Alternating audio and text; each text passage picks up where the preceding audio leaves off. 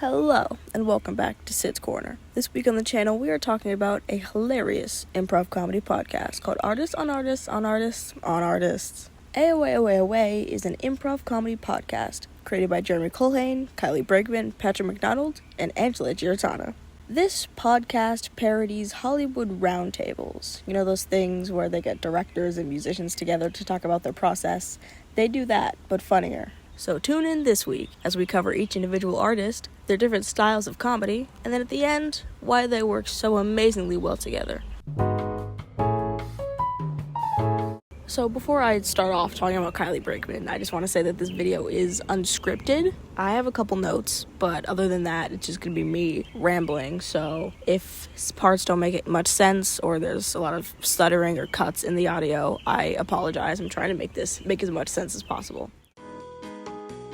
Kylie is absolutely hilarious. A lot of my favorite moments on the podcast come from her. Susan B. Anthony, not only her, but also Amelia Earhart. I know all sorts of stuff. No, I love her. She's great. She's so interesting. One of the most famous missing women of all time, I would say. Yeah. Totally. She kind of started the whole genre. She really, without her, we wouldn't be anywhere. We really Because wouldn't it's be like, anywhere. where is she? The very first note I wrote about Kylie is she loves a character, and that is very real. Kylie Bregman will pick a character and stick to it, and she commits so hard. All the other artists do character work very well, but Kylie's stands out to me the most because you can see her truly become the character. One of the standout characters she does to me is Tatiana in the Plastic Surgeons episode. Maybe you zoomed in on her face on your phone and then fell asleep?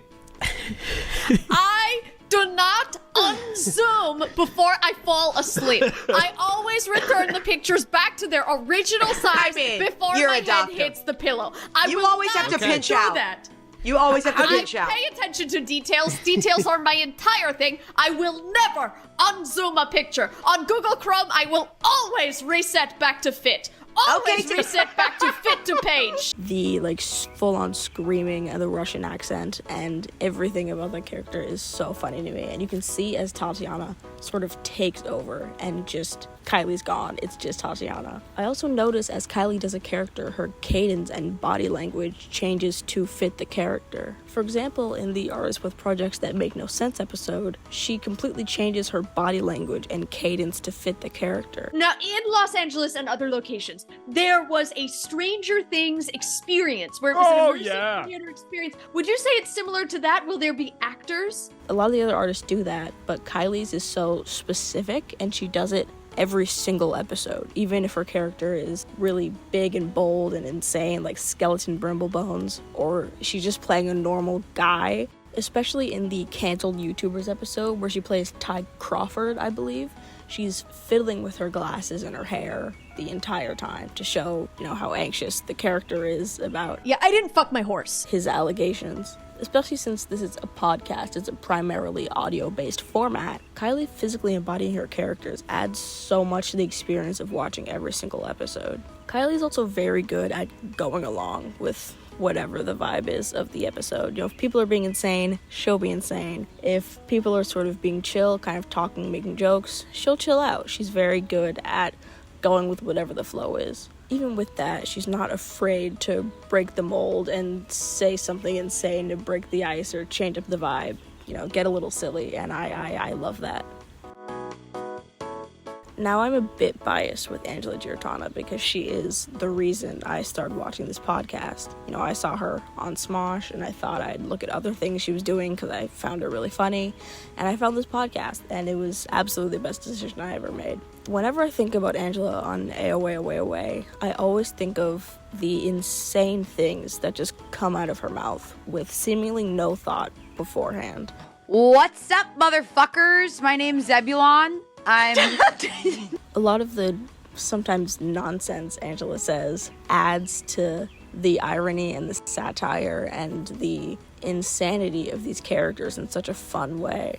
And it also allows for the other artists to riff off of whatever she said and delve deeper into whatever the mind of this character is and the insanity of the job that they do. But right at the beginning of our podcast, you said bazinga. almost in a negative context. So I was so curious about this. And I've been sitting on this for the whole time. Do you use Bazinga as a bad thing? Is Bazinga a bad thing to you? Because if their thing, it's a good thing. So I think we can all agree that we're the muse. We're the spark. We are not the full fire. Oh, yes, baby. And I say Bazinga when I stub my toe, like dumb dads do.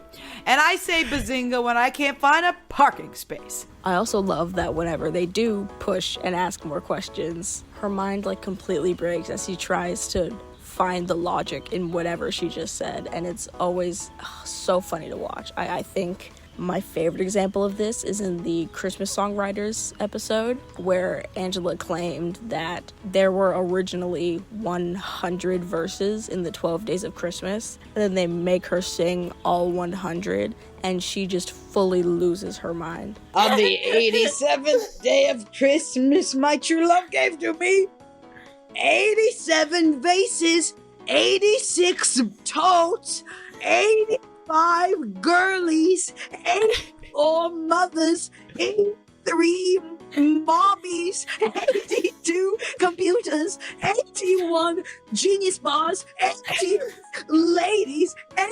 79 liars, 78 hats, 77 palm trees, 76 Toyotas, 75 water bottles, 74 candles, 73 Michael's gift cards, 72 parking spaces, 71 bookshelves, 69 sexy ladies, 68 Christmas trees, 67 picture frames, 68 churches, 66 mothers, 65 Priuses, 64 malls, 60. To kind of piggyback off of the Angela section of this video, Patrick McDonald is oftentimes the one that calls out Angela or any of the other artists when they say something insane. Whenever someone says something that just doesn't make any sense, he does not let them move on. He doubles down and tries to get them to explain whatever they just said.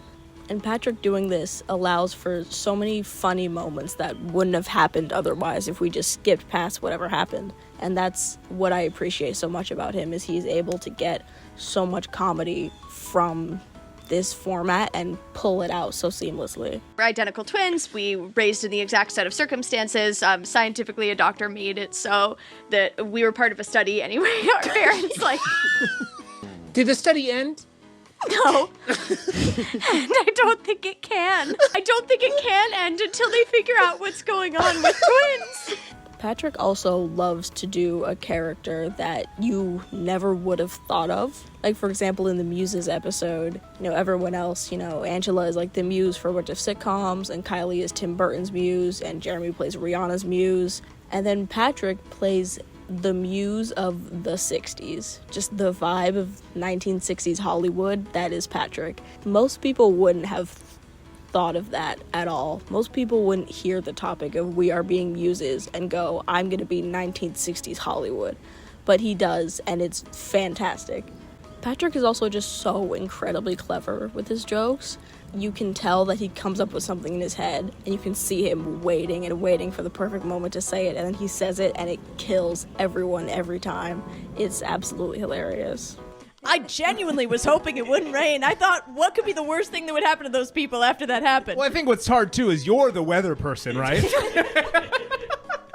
Another thing about Patrick that's similar to Kylie is he will pick a bit and he will stick to it. He has a thing about his character, and that is his thing for the entire episode, and it's amazing. Last, but certainly not least, Jeremy Culhane. In the AOA Patreon, he mentioned that he often ends up playing the straight man, but that is such an important role in this kind of improv-based podcast. Everything can easily devolve into madness, but Jeremy is often there to pull everyone back into the context. Incomprehensible screaming and saying funny, insane things by themselves isn't necessarily funny, but within the context of we are doing a podcast, we are talking about our jobs, I am a plastic surgeon or whatever, it is hilarious. And Jeremy is so easily able to bring everyone back to center, which keeps the podcast from going completely fully insane. I mean, this is best shown in the Mr. Beast Writer's Room episode. Jeremy's role is basically distilled down into a science. You can so very clearly see Jeremy is playing, they call him coach. He's basically the coach, and the other three are just going. And Jeremy literally rallies them all back together to focus on the question at hand. He does that in every episode, but this one is just so much more clear, and that role is just so important, and I love him for that. Oh, wait. I looked at you because you weren't raising your hand. You win $1 million! What? Oh my god, I have to pay. Where's my wallet? No, you don't have to pay me. Okay. Everybody listen to me. Everybody quiet, coyote. Great, okay. What's your favorite video that almost got made, that you guys pitched? Jeremy is also very much able to build on top of everyone's statements. You know, if someone says something, he can add on top of that, and they just keep going on and making this more and more out of the ordinary and more funny. You could have even said, Timothy Chalamet at a CP, what? But instead you said Timothy Chalamet at a California pizza, what? Well, a CP could be anything. That could be children police. That could be God, don't get me Cincinnati started on the children police. Jeremy's also amazing at assisting people in their bits. For example, in the SeaWorld Performers episode, Jeremy was Edgar the sea lion and also just a tub of tuna. I did bring a full sea lion into this podcasting studio, and I'm so happy to have him. Edgar, Edgar, I guess he has some opinions as well. He added on to Patrick and Angela's bits, which made it even funnier because they had the noise and you could have the image of the sea lion and a giant tub of tuna in your mind as they were speaking. Jeremy's also a silent killer. He often in the episodes comes out of nowhere with insane jokes. He'll either be sitting silently or like nodding, going along with what everyone else is saying, and then he'll just come out of nowhere with the most out-of-pocket thing, and it kills everyone every single time. My name is Phoebe Phoebes, and I was Elphaba from 2017 to 2018 on Broadway. Huge. Unfortunately, in 2018, I went on a hike, and a big rock hit my head, and so I have forgotten everything about that year. Despite everything that I talked about in this video, the four of them don't stay in those specific roles every single episode, which makes it even better. You know, there are times where Patrick's yelling out insane stuff and Angela's calling him out. There are times where Kylie will stay silent and then just say something insane. All of them work so well together, it's like watching a dance.